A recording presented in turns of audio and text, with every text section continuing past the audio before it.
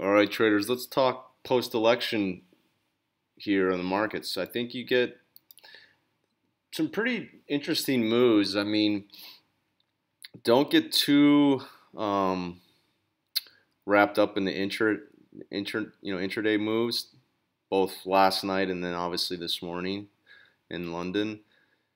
All right, because what really matters at the end of the day is always on the closing level, especially when you want to talk longer term. So that's daily closes, weekly closes, monthly closes, right? So I mean, and that makes sense because intraday there's just a lot of different opinion, there's a lot of different emotion.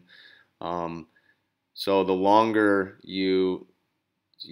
clearer minds prevail, or you actually let the capital decide where it wants to be, and that happens at the close, it happens at the end of the weeks, the weekly candles, the monthly candles. So um, actually we bought, I've been saying I like being long the dollar, long gold. Okay, we bought the dollar well on the dip, sold into the strength here today. But that aside, let me hide these drawings.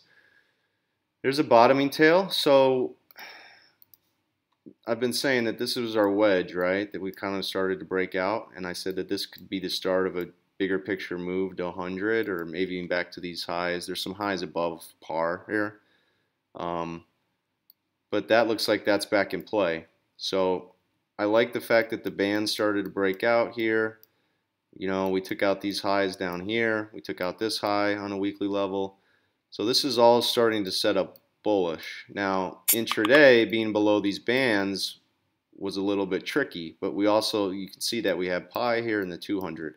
So the market actually held and made a higher low intraday, and then on the weekly level, we still have a higher low also. So to me, when you make a new higher highs like this, and then you get a higher low, to me, the probability of making a higher high now relative to here is pretty good. So I think we're going to see a move into 100. That's my call. That's the way I want to be positioned. That's the way I am positioned. Okay, and then we'll trade it around. So again, you can kind of see our moves. Right, nice buys down here last night, and we got rewarded for it. And then I took some off, took half my gains, and I'm going to continue to ride this and see if we get the move into 100, the par area. That'll be a nice trade. So that's the dollar. We always like to start with the dollar. Now when we go to, we've been playing, I've been saying we're playing the Dow from the long side because the Dow has been the strongest of the four indices. Nasdaq's been pretty strong also. But it's been my belief with the dollar being as strong as it is that there's some component of international capital flows there, right? So if you have foreign buyers, they tend to come in to buy the big companies, the Disneys, the AT&Ts, the ExxonMobils, etc. Those companies are in the Dow. So that's why you see our strength and sticking with the playbook when we got the dip last night. And I don't really care what the catalyst is, as long as we're still bullish and in the model and the right with the cycle, we buy. So it's not hard for us to pull the trigger on an election type of price action, and then we got rewarded for it today. Okay, so I'm gonna stay long the Dow. We're pretty overbought, obviously, so book some gains if you bought well, and then we'll rebuy the next dip. Now on the other side of that, we've been playing S&Ps short.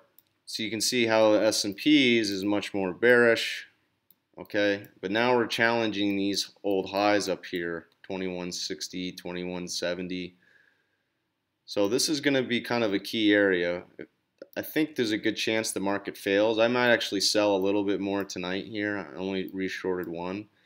So you can see we were selling into this bounce. I covered on the move, booked our gains, and I just resold a tiny bit here. Okay, and so I'm just waiting and watching. I'm not in a big hurry to reshort. And again, this is the area that matters to me on S&Ps. And then the Russell, I've been playing a longer term short in the Russell, and I'm kind of thinking, I mean, this is just a massive, these are just massive moves. This is a pretty good squeeze. You can see how the price action was well below pi. Now we're back at it. So for the Russell to stay in kind of a bearish formation and stay bearish technically, I mean, these are the lower highs that matter. more than likely we'll make another lower high right around here. All right, so I'm gonna reshort some Russell here also, and I'll bring my average up more into this area. But you can see we covered, took profits. All right, so I've been playing the Russell short longer term, and then we're playing the long Dow against it, and we traded around both sides, and that's kind of how I play the long short book on that. All right, guys, so that's pretty much it in stocks. We can go over some more in the morning, and you know, for those of you that are new, I would encourage you to visit my site, Jenkins Risk Management, or the site is jenkinsrm.com. RM is risk management.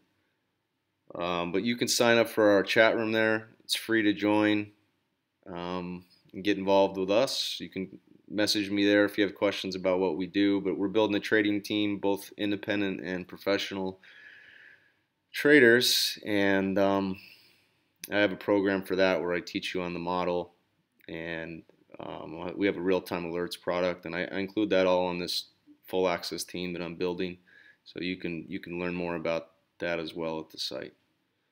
All right, guys, well, decent day. I guess I'll see you in the room in the morning. All right, have a good evening.